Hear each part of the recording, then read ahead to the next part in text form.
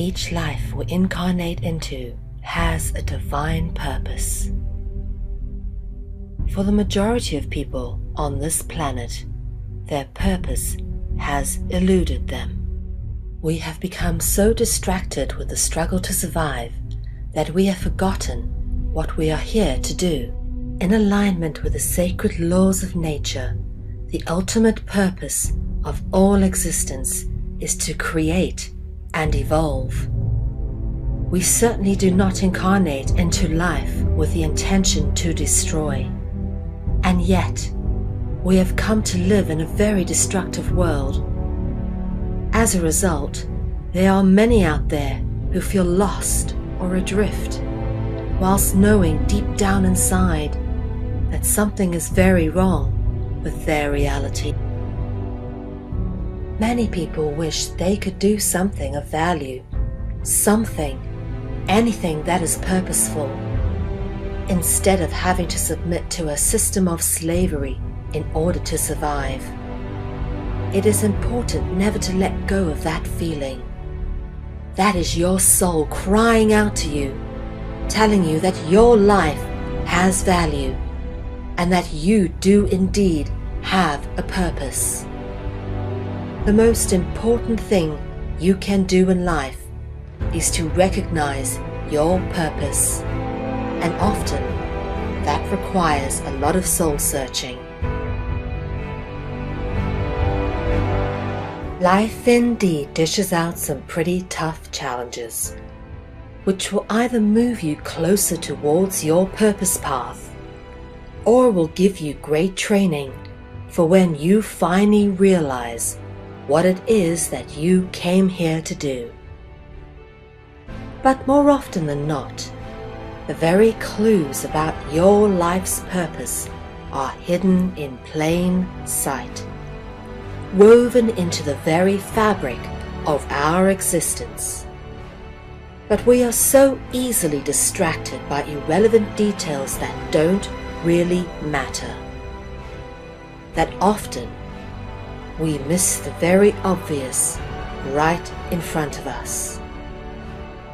It is because of our willful ignorance of anything that does not fit our preconceived ideas that the truth about the nature of our reality is so readily hidden in plain sight.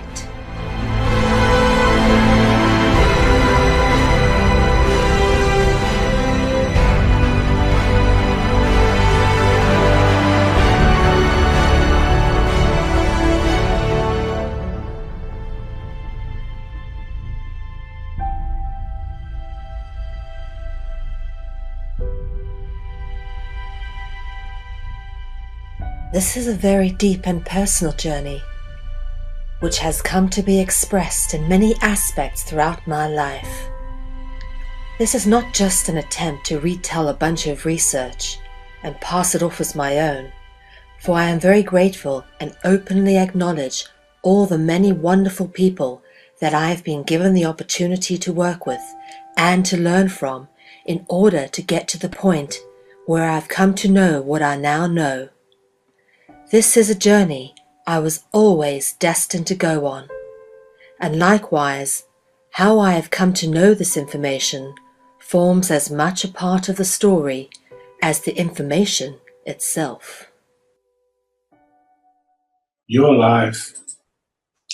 Hello and good evening, everybody. We are live on Conscious Consumer Network. It's a Wednesday evening here locally, 10 p.m. local time, 9 p.m. BST. So if you have tuned in, thank you for joining us. And tonight we are doing Dragonology. And yes, it is season 2 and episode 4. So, firstly, an apology for those who perhaps did tune in last week and had to watch the reruns of 1, 2, and 3. Well, I wouldn't want to bring you a half-hearted episode. And sometimes the research doesn't fit into the time schedule. So I spent a bit of extra time gathering tonight's episode together because I really wanted to tie in some of the information we have been exploring whilst bringing it into cognizance with a few new points. But that can only be done by obviously linking it back to what we've already done. And that is the whole point of what we do here, is always trying to build on the information that we have gathered and learned.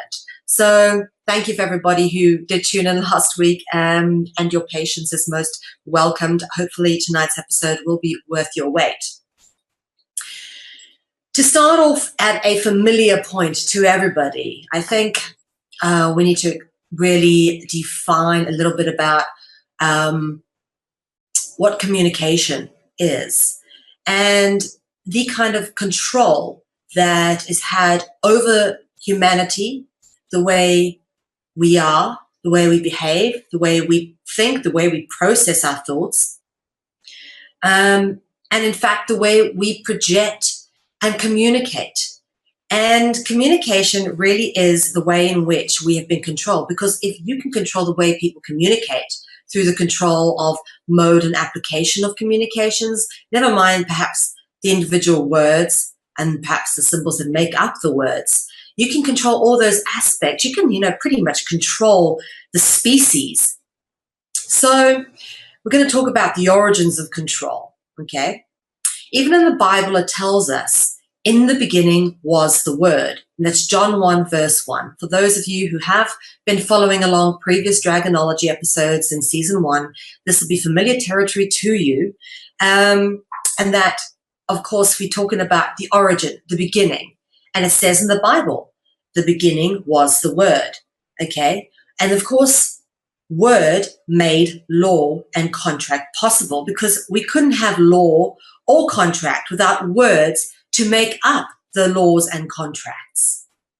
No word, no law. With no symbolic representations to mark out and express thoughts, ideologies, and boundaries, no law or limitations can be applied. Various modalities of communication. Okay. Word, written or spoken, okay, is the two forms of, I'd say, commonly categorized expression of word. You can either write it, okay, or you can speak it. Those of us who have developed our senses can perhaps think those words for other people to interpret, but we can also think these things within our own minds. We can think words without speaking them or without writing them, okay? But of course, first comes the thought, and then of course comes the word. The word then manifests either as written or spoken form. And then again, a further externalization of this would be where the written form happens to then take a further form, perhaps in what we come to know as books, newspapers, magazines. And then, of course, the spoken form, the audio form through radio. The visual form then gets communicated through television and cinema. And of course, the most recent and modern day form, and in fact the way we come to you now, is through the internet. So those are, I'd say, the primary modalities of communication that we are going to be looking at. And it is these various modalities that have actually been controlled right from the very beginning, okay? We come back down to internet now, and there's a lot more freedom of information because it's a very difficult medium to control. Near enough anybody can put up a website and post anything and do the research and pull together information and publish it on the internet. And that has been the beauty of the internet. But in the past, television, cinema, radio, books, newspapers, even the written and spoken word have pretty much been controlled right down to the formulation of the symbols which make up the individual words. So what is communication? Communication, as far as I understand it, is the imparting or exchanging of information by speaking, writing, or using some other medium, as we've just discussed. It is the purposeful activity of information exchange, and the word communication comes from the Latin word communicare, which means to share. The control of humanity has been maintained by creating the very building blocks of our communication methodologies, and thus our interaction and attitudes towards the world and each other. This is how humanity has effectively been hijacked by the dragon through the creation and manipulation of words and meanings used for basic communication. Control through communication. From the very characters, letters, and symbols down to the way in which we pronounce our words, the communication construct has been programmed into humanity with the purpose of complete manipulation of our reality, in order to keep us controlled through the very way we construct our thoughts, to the way we communicate those thoughts, be it written, spoken, or through some other media, okay? And this is a familiar sort of, well, picture or depiction to most people, symbolic and otherwise, very much depicting our control and, compartmentalization, which is effectively how they've managed to control us and control our communication. And of course, the last Dragonology, I obviously spoke about how they separated us through our language. And of course, it ties into Babylon and the Tower of Babel. Go back and watch that if you haven't already done so. Okay, now we're going to go into a few examples of how individual letters, although they might make up a word, also have individual deeper meanings. And for me, the most obvious one being the first letter of the alphabet, the alpha, making up the word alphabet. Of course, alpha talking about alpha positioning coming first, alpha and omega obviously referencing God. But what's interesting to notice about the alpha is the shape. And this is a very good indication of deception by diversion, because most people pay attention to the shape which they actually draw or which gets created, instead of paying attention to the space within that which was created, which is a representation of the all-seeing eye capstone removed from the pyramid. Okay, that is what the white space is representing here. Whereas most people would be paying attention to the actual black, the important part of this is the white. So within this is several elements to notice. First off, how we are easily deceived by deception and diversion, but also how letters have a much deeper symbolic representation than perhaps what we are aware of. And of course, what we're looking at here is where else you perhaps find these symbolic representations, okay? On the back of the $1 bill, for example, you'll find the all-seeing eye removed capstone from the pyramid. And then, of course, you'll find the all-seeing eye symbolism very commonly depicted in Catholic churches, religious institutions, and on the cover of Morals and Dogma, Freemason's book, and various other interesting places, which we've gone on to discuss in previous Dragonologies. Deception. Let's get into the deception. The power of deception is maintained by creating a false version of reality in order to keep our minds enslaved to the artificial dragon construct, which is maintained through the control of communication. Okay? And I do love this picture. Do not allow the eye to fool the mind. All right? The eye within the pyramid, the control element, okay, which likes to fool our minds. And our eyes also deceive our minds, because they don't often see what's really there. And it's up to us to learn to see the deception with truthful eyes, with eyes of truth. So we need to decipher the deception. And the purpose of studying Dragonology is indeed to do just that, to decipher the deception. So deciphering words is obviously very important. The deciphering of words and language deprograms us from the draconian construct, which is exactly why we go through this course of Dragonology and do a lot of repetition and building on with each episode, so that you can keep with the whole repetitive understanding. You can see each time how the layers build up and how they deconstruct and how they all tie in together. Because we are all deceived.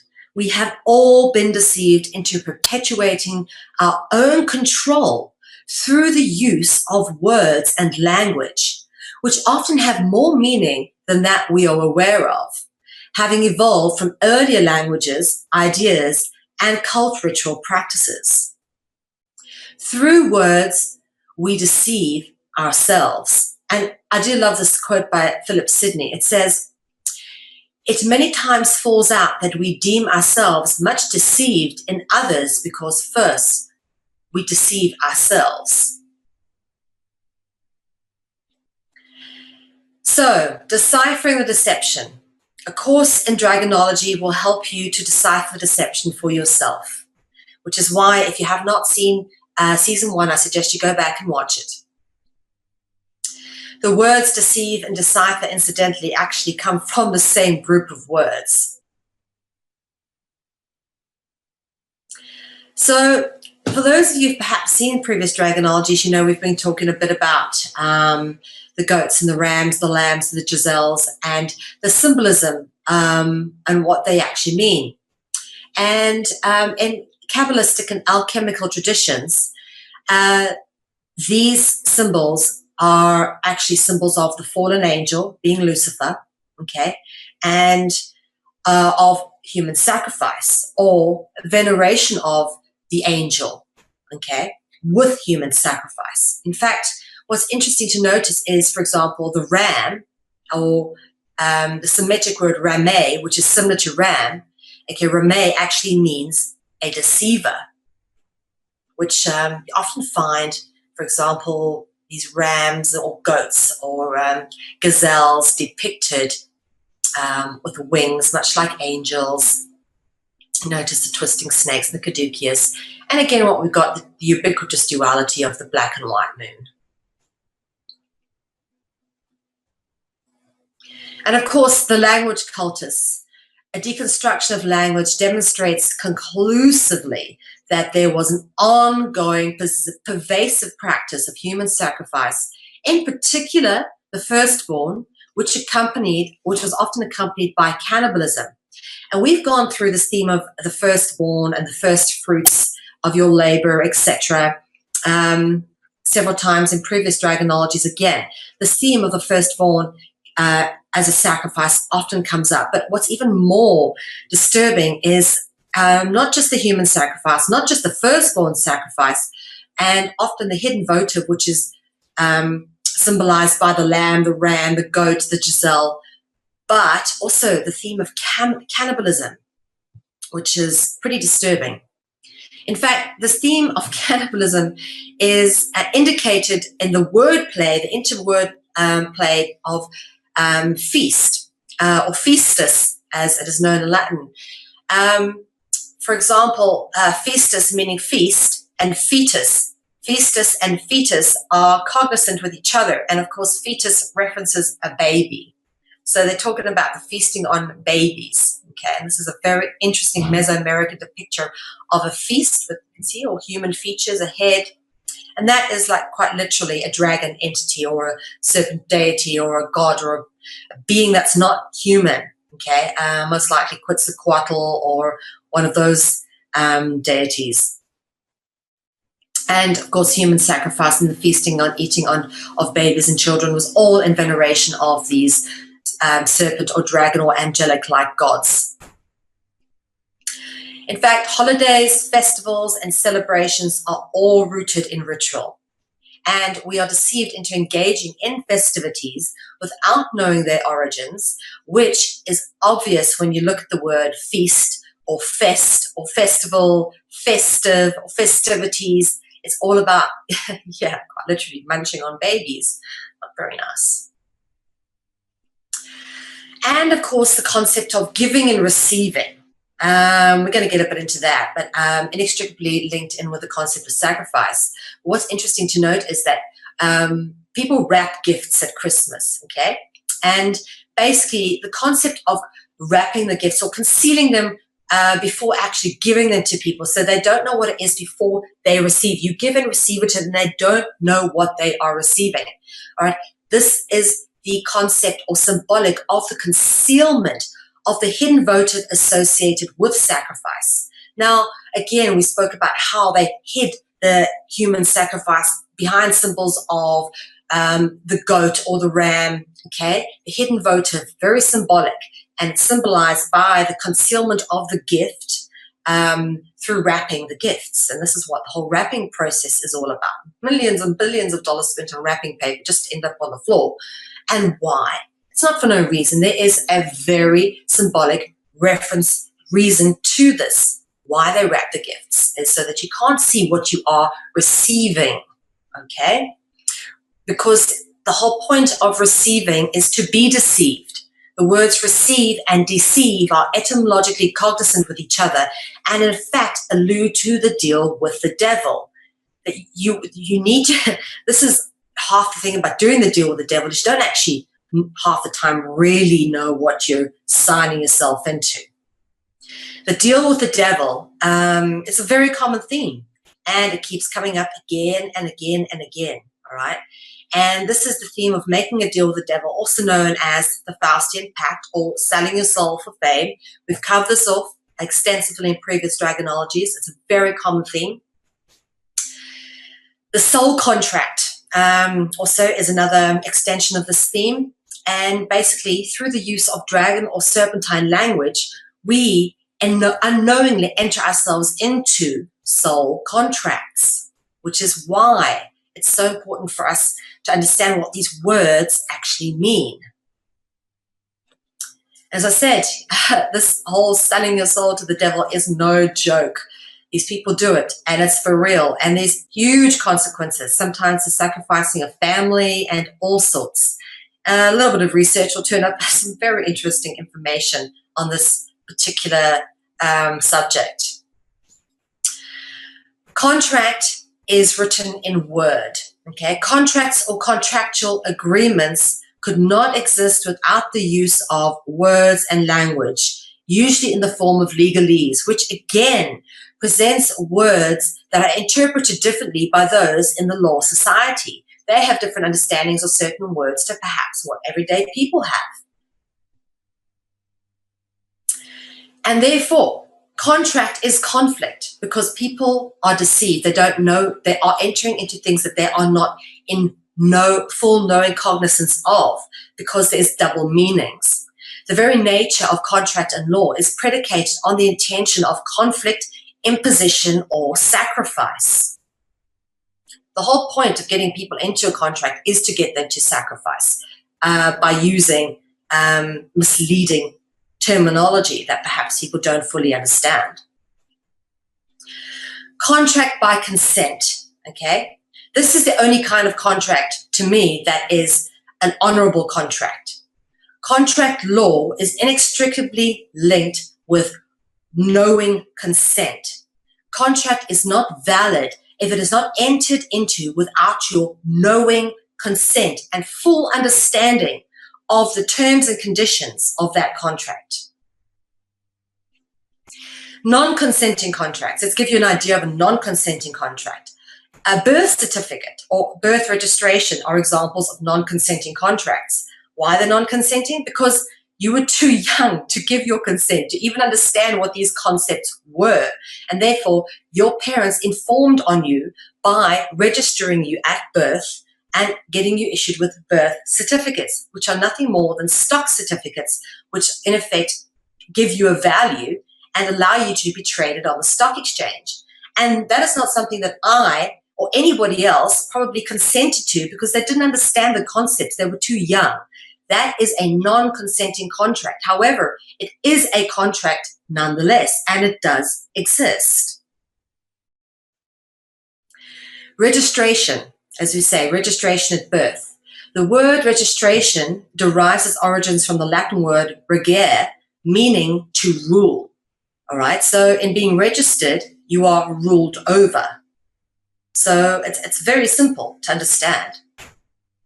The consequences and implications of registering your children at birth, you effectively are getting your kids indentured into servitude, to be ruled over. So, a lot to think about there. From the moment you're registered at birth, you are subject to being ruled over by the registering authority. Once you're in the system, you're liable to be subjected to sacrificial penance, more commonly known as tax. Went through this last few Dragonologies. Do go check out how this all works. Sacrificial penance today is commonly known as tax. And a good example of this, and I do love this, is this picture of tax. It looks just like the burden of the cross, the sacrificial penance of Jesus Christ, who, supposedly was sacrificed for our sins, which, again, another theme of sacrificial atonement and penance.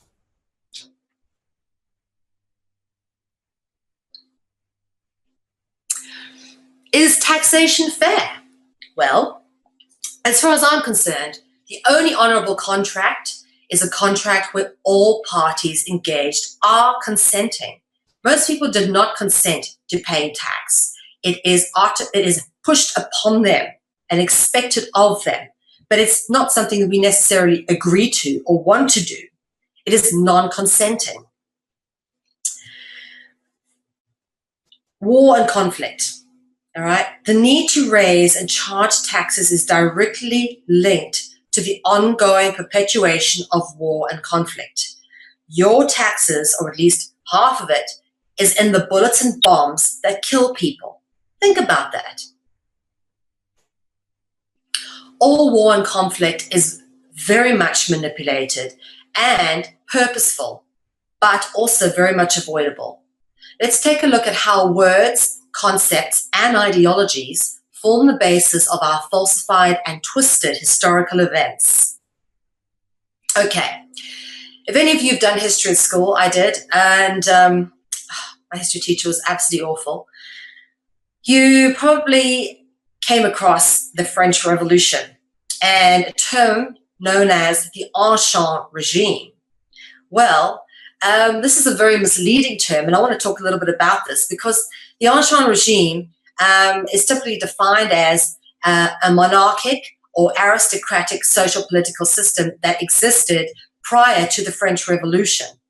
And in fact, the word ancien gives the impression that this is an old, past, non-existent regime, all right, of taxation and feudal laws and all that kind of thing. But what's interesting is this regime actually still exists, okay? The fact is that this system that we are living in is still very much like the regime that is described in the Ancien regime if you actually go and study history. So for me, the word ancien gives an indication that it's in the past, it happened, it's gone. It's not gone, it's still happening. And this, again, for me is misleading. Lovely way to label history and make us think that it was back then, wrapped up in a nice little bubble, gone by, it's ancient history.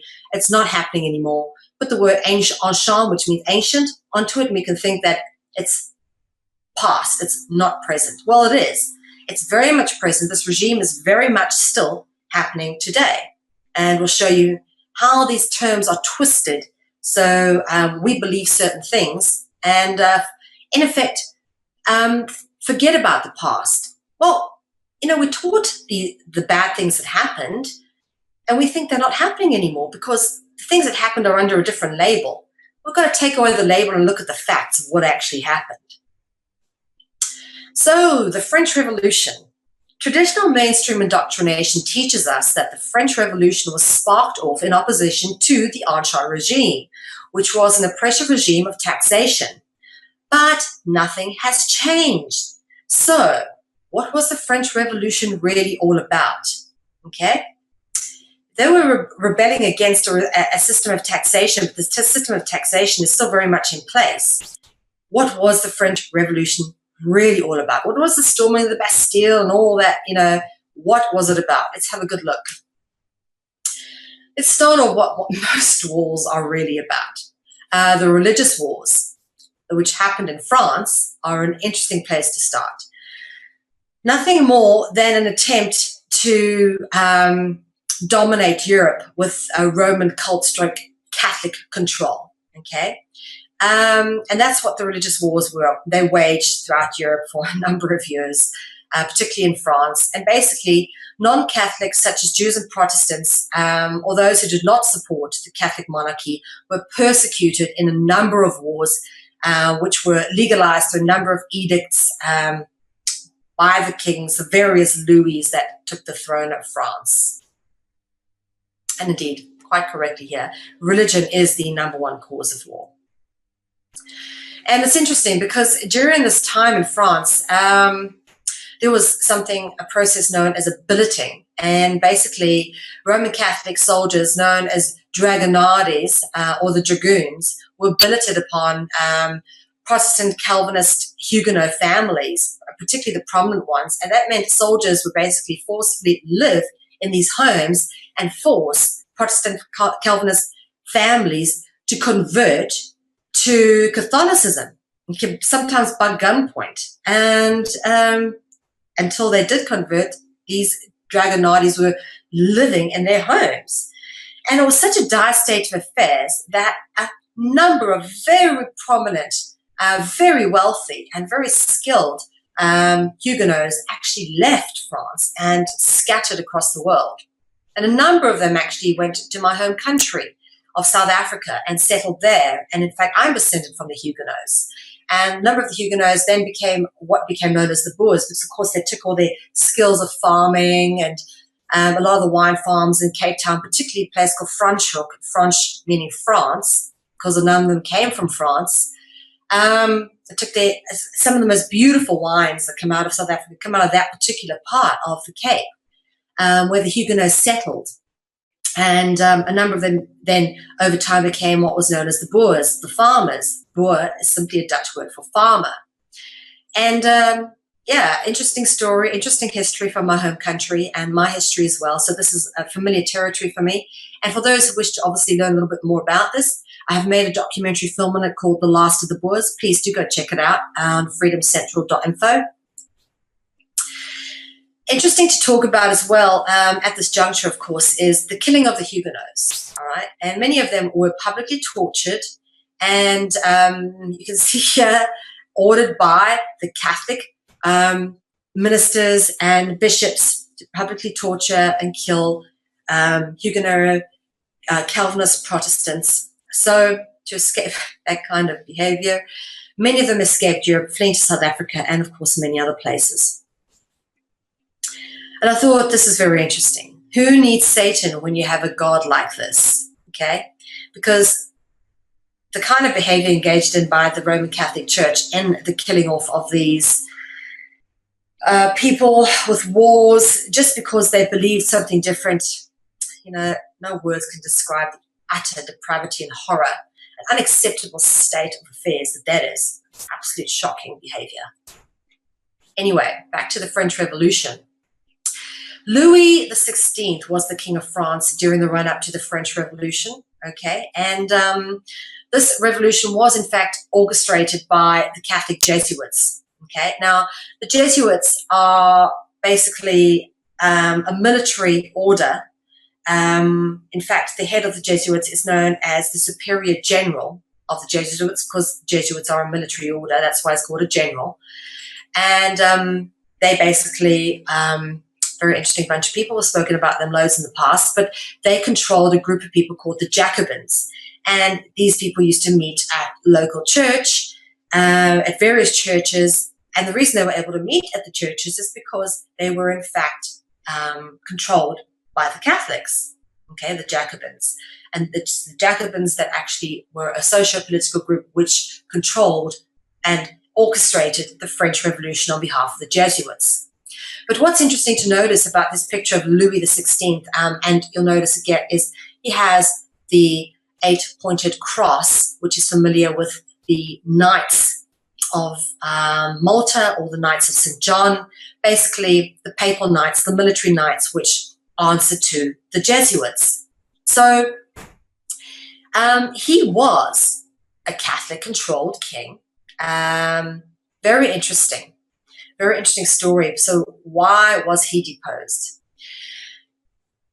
basically, this guy, you can see him here again, another painting of Louis XVI, again with this 8-pointed star, very much wearing, showing his allegiance, who was behind him, who was controlling him. He was a knight of the realm. Although he was a king, he answered to the Vatican. And basically, the Edict of Tolerance, which Louis XVI granted, ended the persecution of non-Catholics, as well as granting various rights to citizens in accordance with the Enlightenment ideals that were very popular at the time. Okay, and this is the real reason that Louis XVI was deposed as King of France. Although he was a Catholic king, all right, he actually became more tolerant of non-Catholics, allowing the Huguenots and the Protestants and the Jews to settle and work and give them equal rights to the Catholics. And this was hugely frowned upon by his superiors in the Vatican. And what's interesting to know is that this guy, Louis XVI, was actually married to this woman known as Marie Antoinette, supposedly one of the most beautiful women of her time. She was the Queen of France. And what's most interesting to notice is that she is actually a real porphyro gentius, really purple born to the reigning Basileus, the Holy Roman Emperor, the youngest daughter of the Holy Roman Emperor Francis I. Not just anybody, she's the daughter of the Holy Roman Emperor. And of course, the Empress Maria Theresa. Very interesting. So not just a princess, but the daughter of the Holy Roman Emperor. Now, why was she beheaded? Quite a big deal to behead the daughter of the Holy Roman Emperor.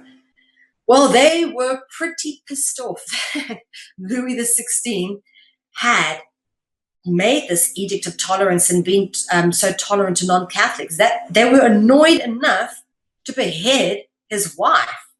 Well, there's two theories on that. I think perhaps she was substituted for somebody else. They probably had a double go in there. But the simple fact is, to behead, if she was beheaded, she must, women didn't have rights and pretty much just had to follow what the king wanted. But it's interesting that the daughter of the Holy Roman Emperor was beheaded as a result of the French Revolution. And the Holy Roman Emperor, obviously very Catholic. And of course, for the Vatican, it's always been about domination and control, to the point where they will behead the daughters of the Holy Roman Emperors to maintain that control. Okay, that's the extent they will go to. You do not do what we say, we will annihilate you, kind of thing. And that's what they do. It's the name of the game. They put people in control and power. The moment people deviate from those agendas, they get their heads chopped off. And that's been the story. Domination, control by the Vatican, the Jesuits, and the Knights, who control the world on behalf of the Black nobility or dragon bloodline families, such as the Pallavicinis or the Orsinis, Aldobrandini, various families which you probably never heard of, but that very much do exist. The De Vere family, von Drakenberg families. There are quite a few of them. Anyway, we're talking about this 8-pointed star, which makes up the cross of the Knights of Malta or St. John. Here's an old painting depicting this order. Okay, notice the various colors, red and white, black and white. And Mr. Nelson Mandela, from my home country, a Knight of Malta, or Knight of St. John, I should say, in his regalia.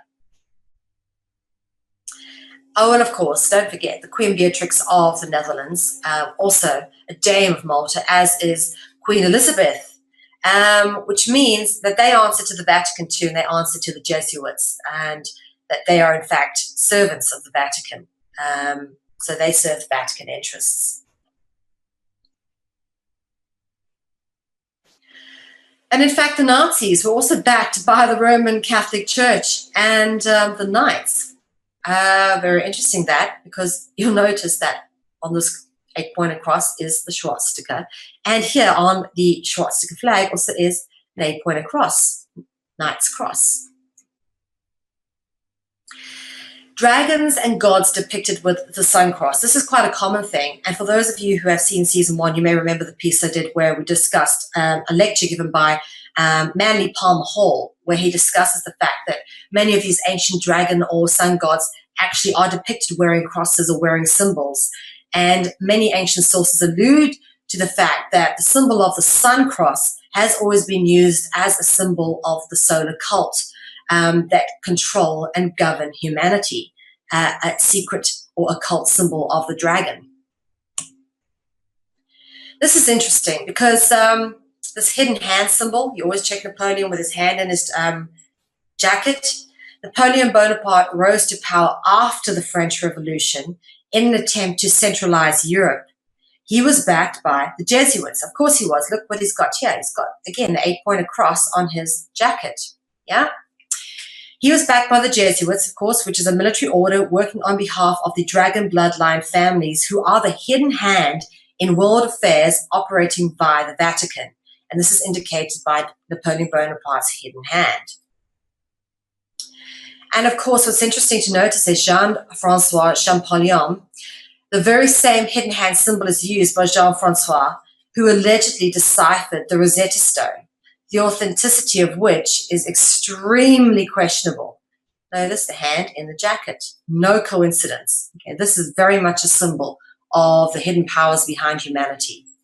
Of course, the Rosetta Stone has got 3 different languages on it: ancient Egyptian, Demotic, and Greek. But this is very much thought to be a fraud. And one of the most obvious indications of this is the fact that this writing seems to fit perfectly within a stone, which seems to have been broken off in a random shape. Now, what they've tried to make it look like is that this is a ruin, but surely if this was a ruin, the writing would be broken off here, but it seems to fit perfectly within this broken off piece of a ruin, which probably would have looked more complete like this, and there should be writing. But what this is supposedly a perfect translation, this piece here, of what is written here, and there is absolutely nothing missing in terms of what has been included. You see, that line should perhaps go a bit further on there. So this suggests that this is potentially a fraud, okay? And what's interesting to notice is Demotic and ancient Greek, okay, supposedly exact translations of each other, supposedly interpreted by this man. No, this artifact is fraudulent, okay? A little bit of common sense, you can work this out. Again, here, you would think it's perfectly within this piece, but no, this probably would have had, they'd gone to all this effort to put into 3 different languages. It probably would have been put into something that was a bit better shaped.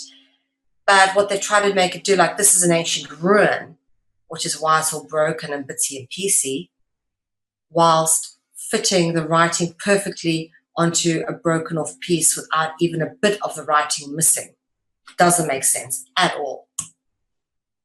Here's another fraudulent character, which I've pointed out before, Mr. Zechariah Sitchin, who is supposedly one of the few people who were able to interpret the Sumerian tablets and wrote the 12th planet and various bits and pieces, which have become the basis of a number of researchers' work.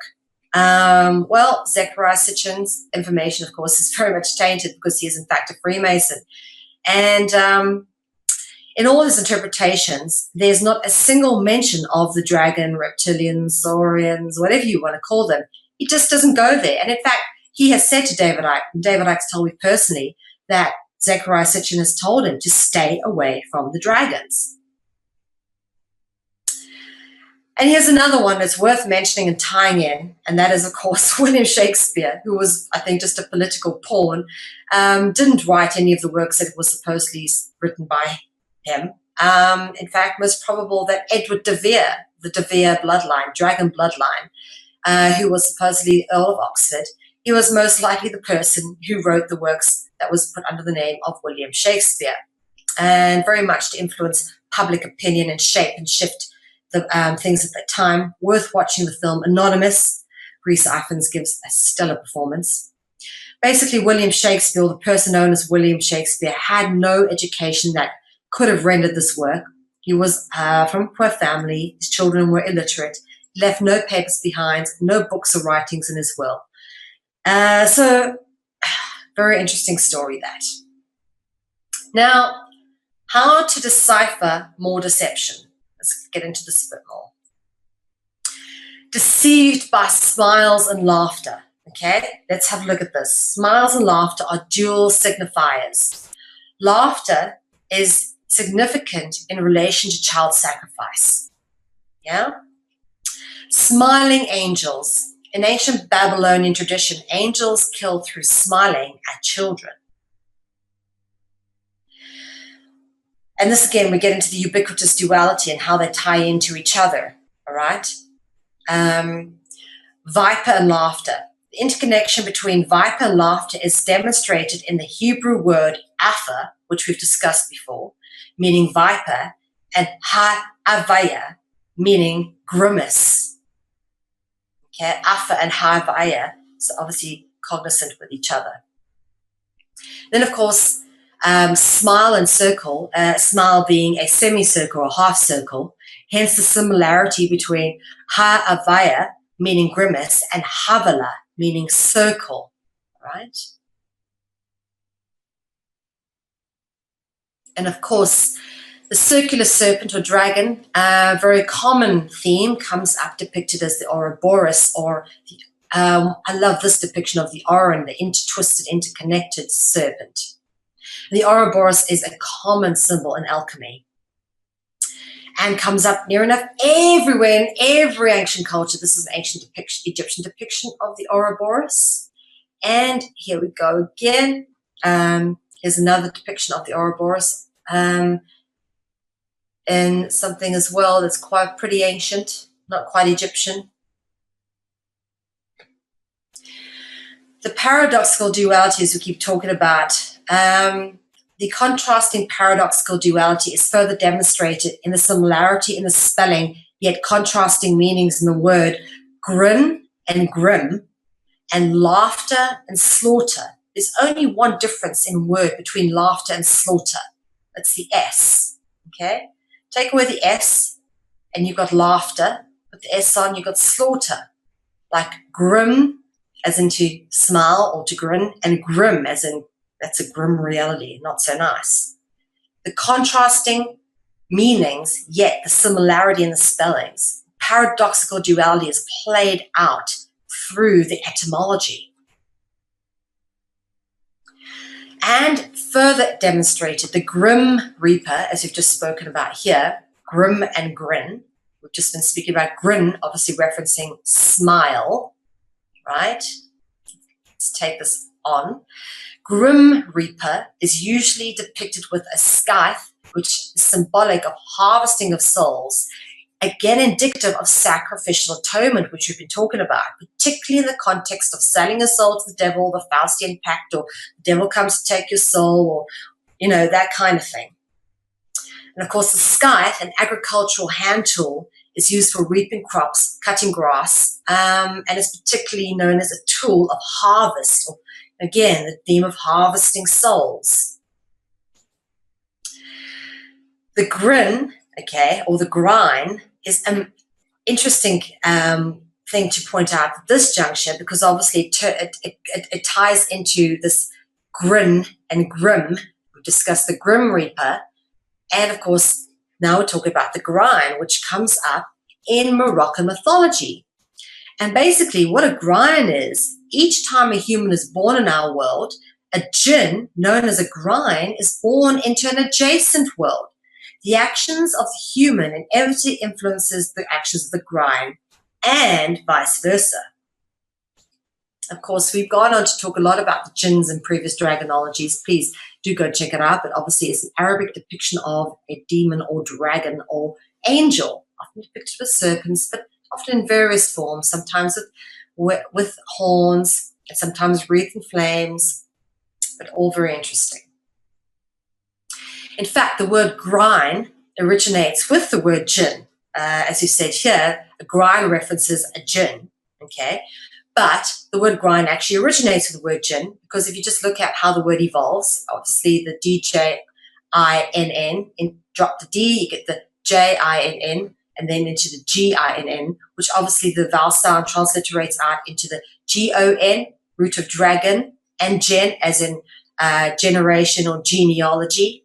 or genie, okay, into grin, into grind, and green, which is interesting, referencing all the green deities such as the Green Man, Al-Qadir, Gabriel, which we've covered off in previous Dragonologies.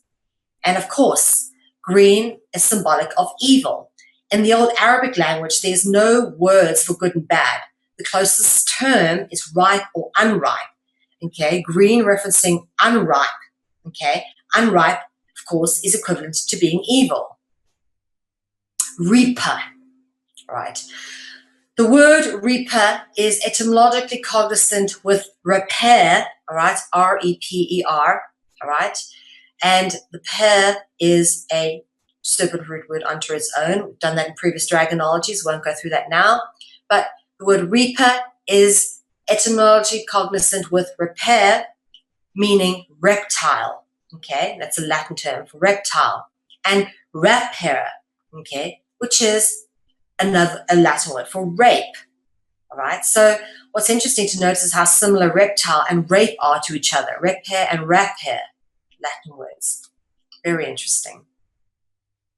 And of course, the Grim Reapers depicted veiled in most depictions, normally depicted with some kind of hooding or veil on. And that's obviously very significant because it is symbolic of ritual and sacrifice. In fact, the word ritus, meaning ritual or ceremony, is very similar to the word rika.